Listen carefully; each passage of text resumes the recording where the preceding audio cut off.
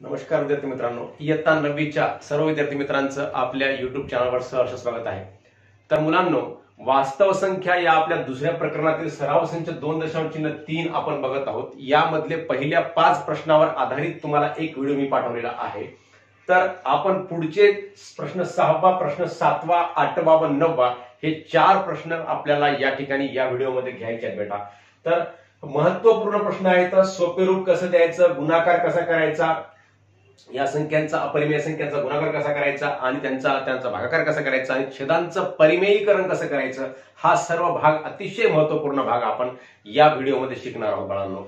म्हणून सर्व विद्यार्थी मित्रांनी हा व्हिडिओ शेवटपर्यंत बघावा ही सर्व विद्यार्थी मित्रांना विनंती आहे। व अजूनही आपण कोणी आपलं चॅनल सबस्क्राइब केलं नसेल तर सर्वांनी आपल्या चॅनलला सबस्क्राइब करावं ही सुद्धा तुम्हा सर्व विद्यार्थी मित्रांना विनंती आहे। इयत्ता 5वी स्कॉलरशिप गणित ते इयत्ता 10वी गणित विषयाचा परिपूर्ण अभ्यासासाठी, प्रत्येक सराव संचाच्या अभ्यासासाठी व प्रत्येक सराव संचामधल्या प्रत्येक गणिताच्या अभ्यासासाठी आजच आपण आपले चॅनल सबस्क्राइब करावं ही तुम्हा सर्व विद्यार्थी मित्रांना विनंती आहे। व सबस्क्राइब करून त्याच्या बाजूला जे बेलचं बटन आहे ते बटन सुद्धा आपण क्लिक करावं, जेणेकरून मी पाठवलेले प्रत्येक व्हिडिओ तुमच्यापर्यंत सर्वात अगोदर पोहोचतील बेटा।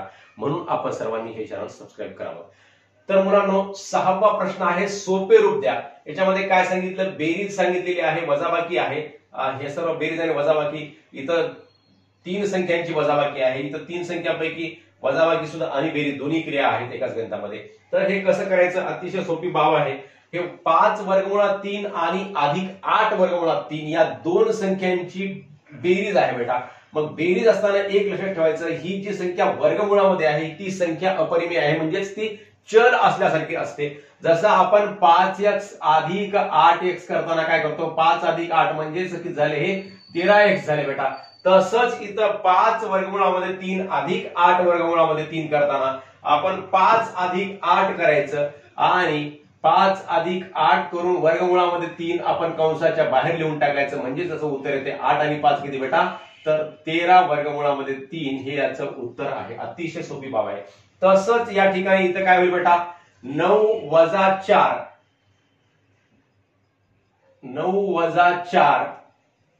आणि 9 वजा 4 आणि पुढे काय आहे, वर्गमुळात 5 ला वर्गमुळात 5 अधिक वर्गमुळामध्ये 125 जसं तसं लिहिलं बेटा। मग हे काय होते, याचं उत्तर काय येते, 9 वजा 4 किती येतात बेटा, 5 वर्गमुळामध्ये 5 येतात आणि अधिक 125 जे आहे वर्गमुळामध्ये, त्या 125चा आपण एक काळजी घ्यावी लागते की वर्गमुळामधल्या 125 ला अशा प्रकारे अशा अवयवांच्या गुणाकाराच्या रूपामध्ये लिहिलं पाहिजे की त्या 2 अवयवापैकी एक अवयव हा 5 असला पाहिजे, जेणेकरून याचं दोघांचंही काय होईल, वर्गमुळामध्ये 5 आणि वर्गमुळामध्ये 5 या 2 संख्या समान येतील, म्हणजे आपल्याला बेरीज करायला सोपं जाईल। म्हणजेच 25 5 125 असं आपण याला लिहू शकतो। म्हणजेच 25 गुणिले 5 म्हणजे त्याला आपण काय झालं उत्तर मग याचं, आता 5 वर्गमुळामध्ये 5 अधिक आता या 25चं वर्गमूळ किती निघते, 5च निघते। मग हे सुद्धा किती झालं, 5 वर्गमुळामध्ये 5। मग किती झालं बेटा, हे 5 अधिक 5 किती झालं, 10 वर्गमुळामध्ये 5 हे याचं उत्तर आलेलं आहे। म्हणजे या 2 संख्यांची आपण इथं वजाबाकी केली, 9 वजा 4 वर्गमुळामध्ये 5 जसा तसा, अधिक वर्गमुळामध्ये 125 घेतलं, मग वर्गमुळात 125 ला 25 गुणिले 5 या रूपामध्ये दिलं, मग या 25चं वर्गमूळ 5 बाहेर काढलं, मग या दोन्ही संख्या काय झाल्या, 5 आणि 5 या ठिकाणी 5 अधिक 5 किती होतात, 10 होतात। मग 10 वर्गमुळामध्ये 5 आपण याला असं लिहिलेलं आहे। तर इथं कसं करायचं, 7 वर्गमुळामध्ये 48 वजा वर्गमुळामध्ये 27 आहे बेटा। मग वर्गमुळामध्ये 48 ही संख्या जी आहे ती संख्या अशा प्रकारे लिहायची की त्या संख्येच्या 2 अवयवापैकी एक अवयव काय असला पाहिजे, वर्ग संख्या असली पाहिजे। म्हणजे 16 1 16 16 2 32 16 3 48 असं आपल्याला या ठिकाणी लिहिता येते। मग 16 गुणिले 3 या रूपामध्ये आपण याला लिहूयात, म्हणजे 7 वर्गमुळामध्ये 48 ला आपण 7 वर्गमुळामध्ये 16 गुणिले 3 असं लिहिलं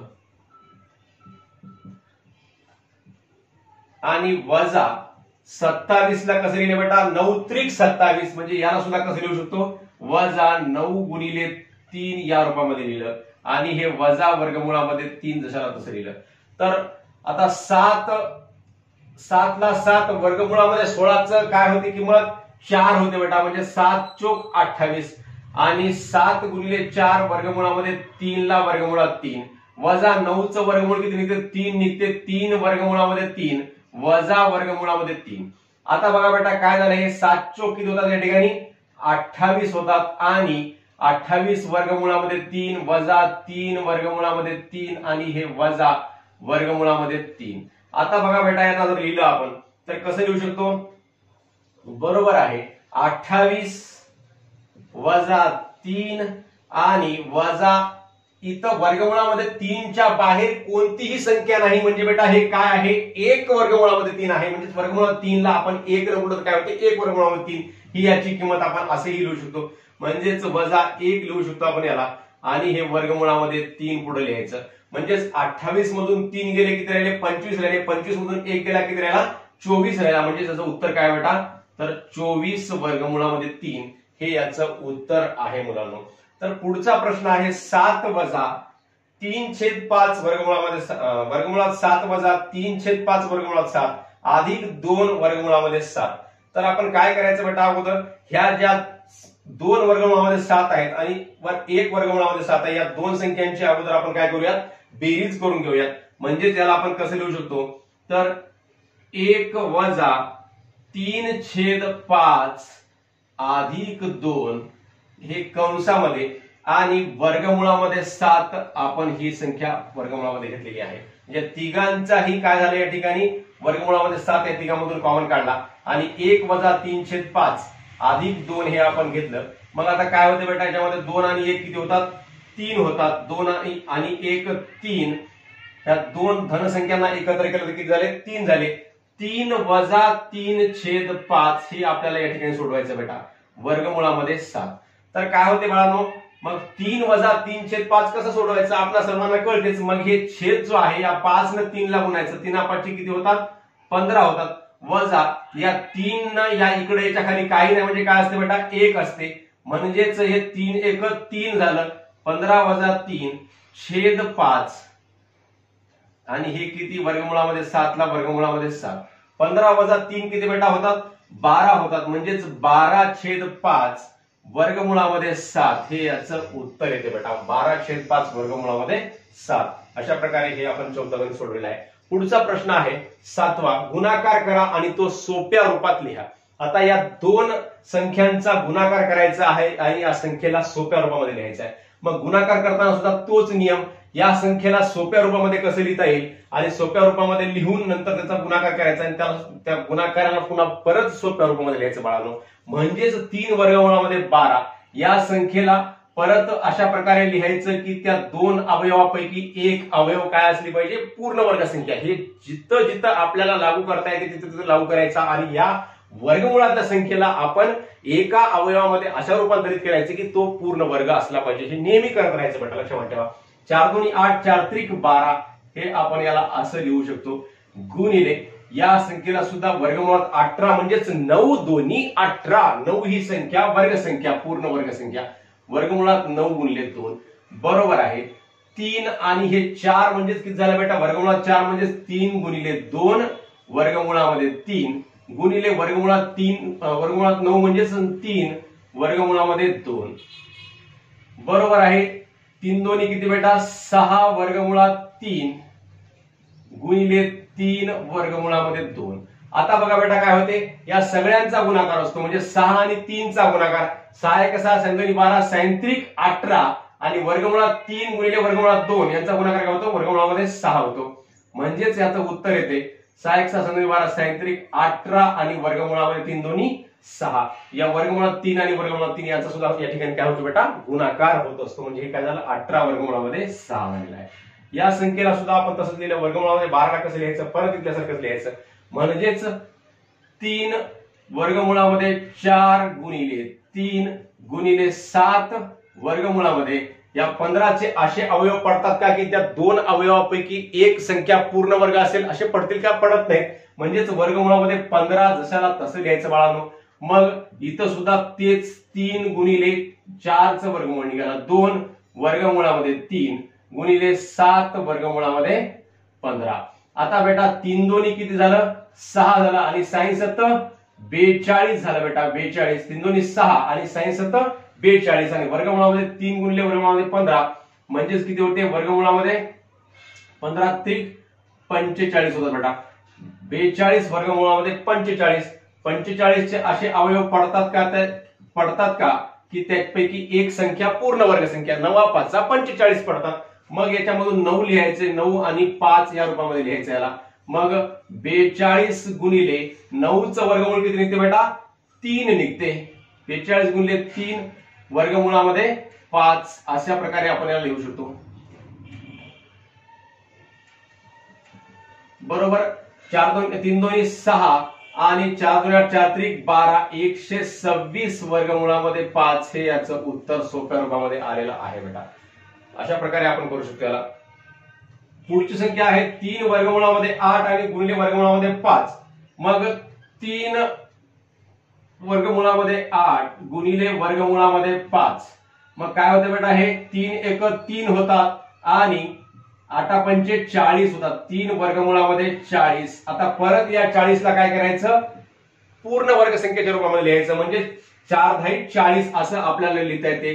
3 वर्गमूळामध्ये 4 गुणिले 10 असं लिहिता येते. बरोबर आहे.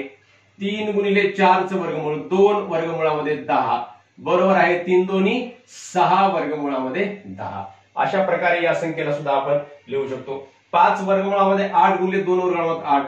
म्हणजेच याला कसं लिहिता येते? 5 वर्गमूळात 8 म्हणजेच 5 दोन्ही 10. सॉरी 5 दोन्ही 10. 5 आणि 2चा गुणाकार केला किती होते बेटा? 10 होते. 10 गुणिले वर्गमूळात 8 गुणिले वर्गमूळात 8. तर वर्गमूळात 8 गुणिले वर्गमूळात 8चा गुणाकार काय होतो बेटा? 8च होतो. म्हणजे वर्गमूळात 8चा गुणाकार 2 वेळेस आहे. वर्गमूळामध्ये जर कोणत्याही संख्येचा गुणाकार 2 वेळेस असेल तर ती संख्या काय येते? ती संख्या पूर्ण संख्या होते. म्हणजेच वर्गमूळात 8 गुणिले वर्गमूळात 8 काय होते? तर हे 8 होते बेटा. म्हणजेच याचं उत्तर येते 10 वाट 80 हे उत्तर येते. तर अशा प्रकारे मुलांनो प्रश्न 6वा व प्रश्न 7वा आपण या ठिकाणी सोडवलेला आहे. लगेच आपण प्रश्न 8वा व प्रश्न 9वा या ठिकाणी सोडूयात. तर मुलांनो या ठिकाणी आपल्याला 8वा प्रश्न सोडवायचा आहे बेटा. भागाकार करा व तो सोप्या रूपात लिहा. वर्गमूळामध्ये 98 भागिले वर्गमूळामध्ये 2 हा पहिला प्रश्न आहे. तर आपण कसा सोडवायचा बघा. बरोबर आहे. वर्गमूळामध्ये 98 छेद वर्गमूळामध्ये 2. बरोबर आहे. वर्गमूळात 98 छेद वर्गमूळामध्ये 2 ह्या दोन्ही संख्या वर्गमूळामध्येच आहेत. मग आपल्याला या ठिकाणी दोन्ही संख्या वर्गमूळामध्ये 98 छेद 2 अशा प्रकारे लिहिता येतात. मग या 98 ला 2 या ठिकाणी आपल्याला भागता येतो. बे एक बे आणि बेचोक किती होतात? 8 होतात. 4चा भाग जातो. बेचोक 8 आणि 1 उरला 92 18. मग कितीचा भाग गेला? 49चा. बरोबर आहे. वर्गमूळामध्ये 49 छेद 1 म्हणजेच वर्गमूळामध्ये 49. बरोबर. वर्गमूळात 49 ची किंमत किती निघते मुलांनो? 7 निघते बेटा. म्हणजेच 7 हे याचं उत्तर आलेलं आहे. दुसरा प्रश्न आहे वर्गमूळामध्ये 125 छेद वर्गमूळामध्ये 50. मग या संख्येला सुद्धा आपल्याला एकाच वर्गमूळामध्ये 125 छेद 50 असं लिहिता येते बाळांनो. मग 125 छेद 50 या दोन्ही संख्येला 25 न भाग जातो. मग 25 न जर या संख्येला भाग जातात 25 दोन्ही 50 होतात आणि 25 5 125 होतात बेटा. म्हणजेच वर्गमूळामध्ये 5 छेद 2 हे याचं उत्तर निघते. या कोणत्याही संख्येचं वर्गमूळ निघत नाही म्हणून या संख्येला आपण आशाला असं ठेवावं लागतं. पुढची संख्या आहे बेटा वर्गमूळामध्ये 54 भागिले वर्गमूळामध्ये 27. म्हणजेच वर्गमूळामध्ये 54 घेतला आणि खाली छेदामध्ये वर्गमूळामध्ये किती घेतला? 27 घेतला. म्हणजेच याला आपल्याला वर्गमूळामध्ये 54 छेद 27 असं जर केलं तर 27 एक 27 आणि 27 दोन्ही 54चा भाग जातो. म्हणजेच वर्गमूळामध्ये 2 छेद 1 म्हणजेच वर्गमूळात 2 छेद 1 म्हणजेच वर्गमूळामध्ये 2 हे याचं उत्तर येते. 27 दोन्ही 54चा भाग जातो. सरळ सरळ आहे. मग पुढचा प्रश्न आहे बेटा वर्गमूळामध्ये 310 भागिले वर्गमूळात 5. वर्गमूळामध्ये 310 छेद वर्गमूळामध्ये 5. बरोबर आहे बेटा. यालाच आपण असं लिहू शकतो वर्गमूळामध्ये 310 छेद 5. मग 5 ने या संख्येला भागा. 5 एक 5 5 सख 30. किती उरले बेटा? 1 10 झाले. 5 दोन्ही 10.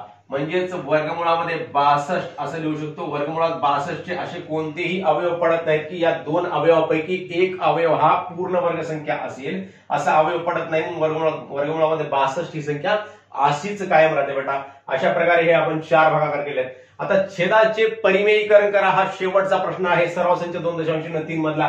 परिमेयीकरण करा म्हणजे अतिशय सोपा भाग असतो. छेद हा जो अपरिमेय आहे या अपरिमेय छेदाला आपल्याला परिमेय मध्ये रूपांतर करायचं आहे. मग परिमेय मध्ये रूपांतर करण्यासाठी ह्या छेदाला या वर्गमुळात 5 ला वर्गमुळात 5 नच गुणायचं म्हणजे या संख्येचं परिमेयीकरण होते, छेदाचं परिमेयीकरण होते. म्हणजेच 3 छेद वर्गमुळात 5 गुणिले वर्गमुळामध्ये 5 छेद वर्गमुळामध्ये 5. काय केलं आपण, अंशाला आणि छेदाला एकाच संख्येनं आपल्याला गुणता येते बाळांनो. मग एकाच संख्येनं कोणत्या संख्येनं गुणलं तर छेदा एवढ्या संख्येनंच गुणलं. म्हणजे काय गुणलं तर या वर्गमुळात 5 आणि वर्गमुळात 5 चा गुणाकार 5 ही पूर्ण संख्या येतो. मग ती अपरिमेय संख्या राहत नाही, ती परिमेय संख्या होते. म्हणजेच छेदांचं परिमेयीकरण झालं. ह्या शब्दामध्येच अर्थ आहे. छेद परिमेय झाला आणि अंश कसा झाला, अपरिमेय झाला. म्हणजेच याला कसं लिहिता येते आपल्याला, 3 वर्गमुळामध्ये 5 छेद 5. ही आणि ही संख्या कशी आहे बेटा, सारखीच आहे. दोन्ही संख्यांची किंमत कशी आहे, मूल्य कसं आहे, सारखंच आहे. अशा प्रकारे आपण छेदाचं परिमेयीकरण केलेलं आहे, छेदाला परिमेयीकरण केलेलं आहे. मग या संख्येला सुद्धा तसंच करायचं. 1 छेद वर्गमुळामध्ये 14 गुणिले वर्गमुळात 14. जेवढी संख्या इथं वर्गमुळामध्ये आहे तेवढ्याच संख्येनं गुणायचं बेटा, काही करायचं नाही वेगळं. खूप सोपा भाग आहे. मग वर्गमुळात 14 गुणिले 1 काय होते, 1 वर्गमुळात 14 होते. 1 वर्गमुळामध्ये 14 होते आणि इथं वर्गमुळात 14 गुणिले 14 काय होतात बेटा, 14 होतात. मग 5 छेद वर्गमुळामध्ये 7 याला सुद्धा किती गुणायचं, वर्गमुळात 7 नच गुणायचं. 5 छेद वर्गमुळात 7 गुणिले वर्गमुळात 7 छेद वर्गमुळामध्ये 7 बरोबर आहे. 5 वर्गमुळामध्ये 7 आणि वर्गमुळात 7 गुणिले वर्गमुळात 7 काय होता, 7 होतात बेटा. अशा प्रकारे छेद काय झाला, परिमेय झाला. तसंच या ठिकाणी सुद्धा 6 छेद 9 वर्गमुळात 3 गुणिले वर्गमुळात 3 जे आहे बेटा, हे वर्गमुळात 3 नच गुणायचं फक्त या शेवटच्या वर्गमुळातल्या संख्येनं. मग वर्गमुळामध्ये 3 छेद वर्गमुळामध्ये 3. मग काय होते बाळांनो, 6 वर्गमुळामध्ये 3 छेद 9 वर्गमुळात 3 गुणिले 3 म्हणजेच 9 आणि हे वर्गमुळात 3 आणि वर्गमुळात 3 चा गुणाकार किती येतो, 3 येतो. म्हणजेच काय झालं बेटा, 9 त्रिक 27 झालं. या ठिकाणी 9 त्रिक 27 झालं. म्हणजे या दोघांचा गुणाकार 3 आणि 3 आणि 9 चा गुणाकार 27 होतो. तसंच आपण 11 छेद वर्गमुळामध्ये 3 या संख्येला सुद्धा किती न गुणायचं, वर्गमुळात 3 न गुणूयात, वर्गमुळात 3 न. बरोबर आहे. 11 वर्गमुळात 3 छेद वर्गमुळात 3 गुणिले वर्गमुळात 3 किती येतात बेटा, तर 3 येतात. अशा प्रकारे आपण या सर्व छेदांचं परिमेयीकरण केलेलं आहे. म्हणजे या सर्व संख्या कशा आल्या, छेदामधल्या परिमेय संख्या आलेल्या आहेत. अशा प्रकारे मुलांना आपण सराव संच 2.3 मधला प्रश्न 6वा, 7वा, 8वा व 9वा अतिशय महत्वपूर्ण आपण या ठिकाणी सोडवलेला आहे. हा सर्व भाग आपण लक्षामध्ये ठेवावा. म्हणजे आपल्याला या सर्व अपरिमेय संख्यांचा भागाकार, गुणाकार कशा प्रकारे करायचे, छेदांचं परिमेयीकरण कसं करायचं, बेरीज कशी करायची, वजाबाकी कशी करायची, हा सर्व भाग आपण आपल्या लक्षामध्ये राहील बाळांनो. तर मुलांनो, आपला व्हिडिओ तुम्हा सर्वांना आवडला असल्यास नक्की आपल्या मित्रांना शेअर करावा, लाईक्स व कमेंट सुद्धा अवश्य करावे मुलांनो. धन्यवाद. जय गुरु.